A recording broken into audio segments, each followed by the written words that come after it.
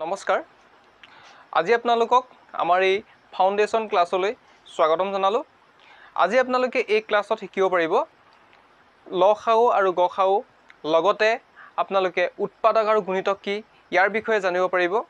আপোনালোকে যদি এই আমাৰ ফাউণ্ডেশ্যন ক্লাছ লগত জড়িত হৈ থাকে আপোনালোকে গণিতৰ অতি মৌলিক কথাখিনি বা আপোনালোকে গণিত বিষয়টো অতি সহজতে বুজি পাব আপোনালোকৰ যিখিনি কম্পিটিটিভ এক্সাম আছে সেই এক্সামবোৰৰ বাবে আপোনালোকৰ বহুতখিনি সুবিধা হ'ব গতিকে আপোনালোকে এই ভিডিঅ'সমূহ আপোনালোকৰ বন্ধুবৰ্গৰ মাজত শ্বেয়াৰ কৰি ল'ব আৰু লগতে আপোনালোকেও এই ভিডিঅ'সমূহ প্ৰথমৰ পৰা শেষলৈকে চাই গৈ থাকিব এতিয়া প্ৰথম কথা হ'ল কি আমি উৎপাদক গুণিতক আৰু এলচিএম এইচচিএফ ইয়াৰ বিষয়ে অকণমান আমি ধাৰণা এটা লৈ লওঁ ইয়াৰ বিষয়ে আমি ধাৰণাটো ল'বলৈ হ'লে প্ৰথমতে আমি জানিব লাগিব উৎপাদক মানে কি বা গুণিতক মানে কি এতিয়া উৎপাদক মানে হ'ল ধৰি লওক এটা সংখ্যা ধৰি লওক মই 6 সংখ্যাটো ধৰিছোঁ 6 সংখ্যাটোক আমি ইয়াৰ উৎপাদক যদি আমি বিচাৰোঁ তেতিয়া আমি উৎপাদক কিটা প্ৰথম আমি কি পাম চাই লওক 6 * 1 2 * 3 এইকেইটা হৈছে 6 সংখ্যাটো উৎপাদক মানে প্ৰথম উৎপাদকটো হৈছে সংখ্যাটো নিজেই তাৰ পাছত হৈছে বাকি যিমানখিনি আমি পূৰণ কৰি পাওঁ এতিয়া ধৰি লওক 2 আৰু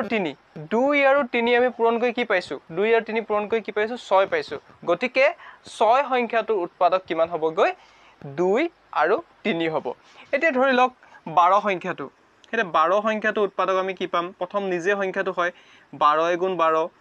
তাৰ পৰা আমি পাম কি 2 * 6 * 12 3 * 4 * 12 এতিয়া এই সংখ্যা কেইটাই হৈছে এই 12 সংখ্যাটোৰ উৎপাদক হয় এটা গুণিতক মানেনো কি এটা গুণিতক হৈছে সংখ্যাটো আমি পূৰণ কৰিলে যিখিনি মান পাওঁ বা যিখিনি ফল পাওঁ সেইখিনি হৈছে কি গুণিতক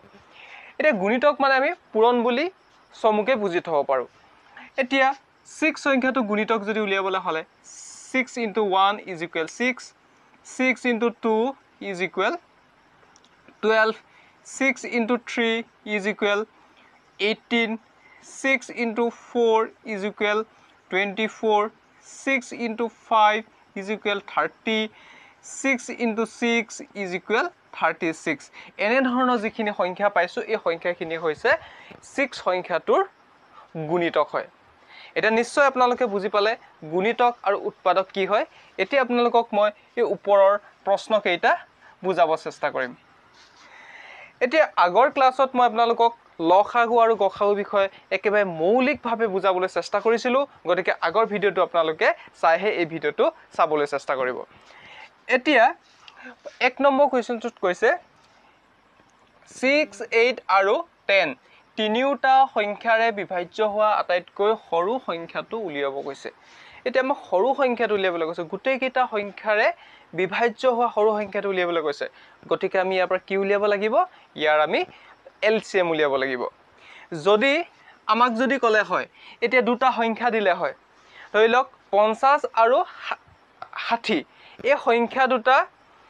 যদি আমাৰ যদি আটাইতকৈ সৰু সংখ্যাটো উলিয়াব দিলে হয় এই সংখ্যা দুটাক হৰণ যোৱা আটাইতকৈ সৰু সংখ্যাটো উলিয়াব দিলে হয় তেতিয়া হলে আমি কি উলিয়াব লগা হ'ল হয় এইচচিএফ অৰ্থাৎ গসাউ উলিয়াব লগা হ'লহেঁতেন এতিয়া আমি চাম 6 8 10 এই সংখ্যা কিটাক আমি কি উলিয়াম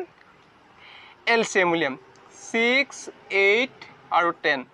এতিয়া আমি এই সংখ্যাটো প্ৰথম 2 এ কৰি চাম 2 3 * 6 2 4 * 8 2 5 * 10 এতিয়া আকৌ এটা লাইন কৰি চাব পাৰো আমি 2 3 টো যেহেতু নাযায় নামি আহিব 2 2 * 4 2 এফালে 5 টো নাযায় যেহেতু 5 টো নামি আহিব এতিয়া এই কিটা বাহিৰৰ সংখ্যা কিটা আমি কি কৰিম গোটেই কেইটা পূৰণ কৰিম এতিয়া 2 * 2 * 3 * 2 * 5 এতিয়া 2 2 * 4 4 3 * 12 12 2 * 24 24 এ পাছে কিমান হ'বগৈ 120 এতিয়া চাওক আপোনালোকে 24 5 পূৰণ কৰি চাওক 4 5 * 20 0 উকলিব 2 2 5 * 10 10 2 12 120 পালো এতিয়া এলচিএম টো কিমান পালোগে এলচিএম টো কিমান পালোগে 120 এতিয়া এই এলচিএম বা এই লসাগুটোৱে হ'ব 6 8 10 তিনিটা সংখ্যাৰে বিভাজ্য হোৱা আটাইতকৈ সৰু সংখ্যা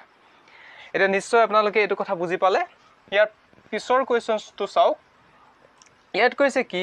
এখন বিদ্যালয়ত ছাত্ৰসকলক 12টা 15টা বা 25টা শাৰীত থিৰ কৰাব পাৰি যাতে প্ৰতিটো শাৰীত থকা ছাত্ৰৰ সংখ্যা সমান হয় বিদ্যালয়ত কমেও কিমান ছাত্ৰ থাকিব লাগিব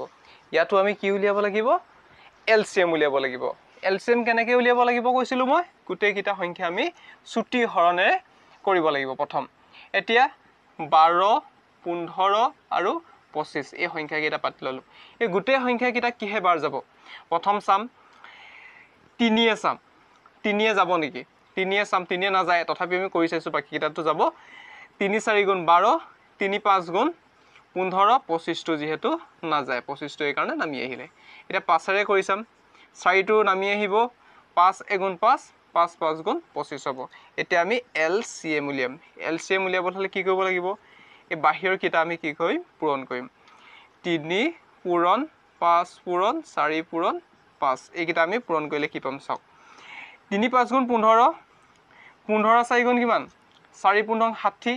60 60 লগত যদি 5 পূৰণ কৰো কিমান হ'ব 5 0 0 6 5 গুণ 30 এতিয়া সংখ্যাটো কিমান হ'বগে 300 এতিয়া এলচিএম 300 গতিকে বিদ্যালয়খনত কমেও কিমানজন ছাত্ৰ থাকিব লাগিব কমেও 300 জন ছাত্ৰ থাকিব লাগিব নিশ্চয় বুজি পালে